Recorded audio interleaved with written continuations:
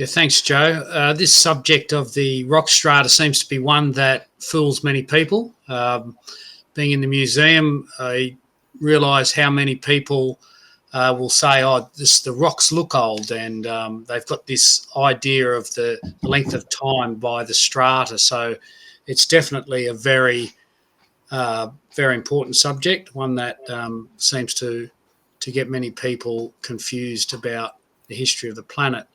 So I'm just going to share some slides that my son's university course presented to him as his basically first lectures in science at university. And it was very much a presentation to prove evolution is true. Part of that presentation included these slides. I was able to get a hold of them in the modern era. It's easy to do this, of course, especially when they're doing some of their subjects online.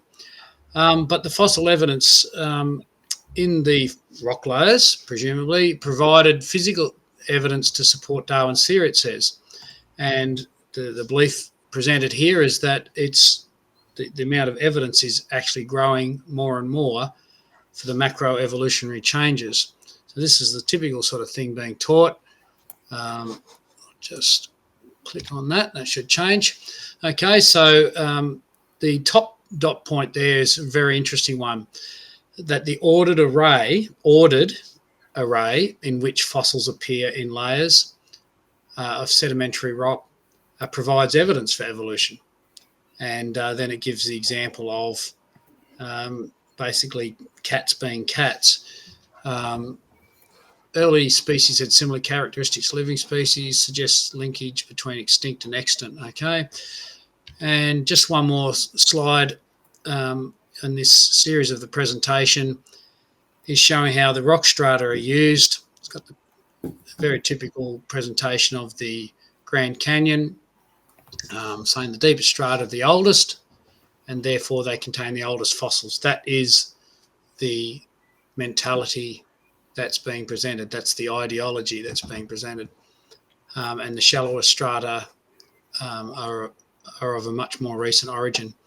As a non-geologist, I've found it very interesting as I've been investigating geology maps more in recent years, is just how the geology maps are not presented with layers like this.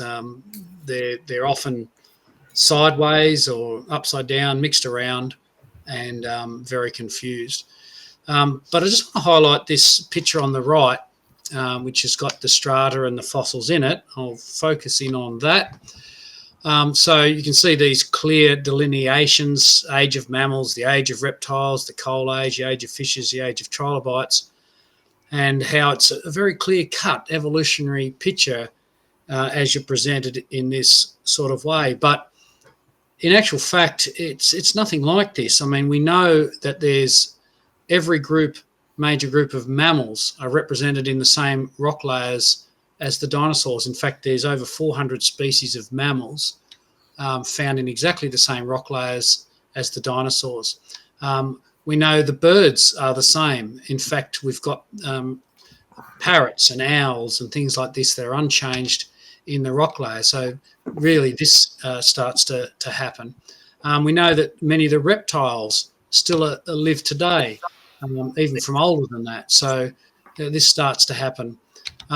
You've got insects that are known today. And interestingly, they say these fossils are found in these particular layers, but if they're still the same creatures in the modern era, similar ones like dragonflies, for example, well, how come we're not finding them in all of the rock layers? Because they've clearly existed through, and perhaps we are, and that's no help to evolution either, or certainly this presentation of it. We've got unchanged fish occurring from the modern era in the fossil record.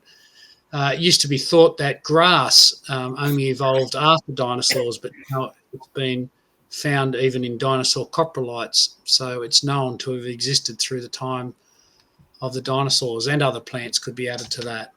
And then we've got unchanged marine creatures that occur right through the fossil record. So when you start looking at it, it's a lot messier than is typically presented.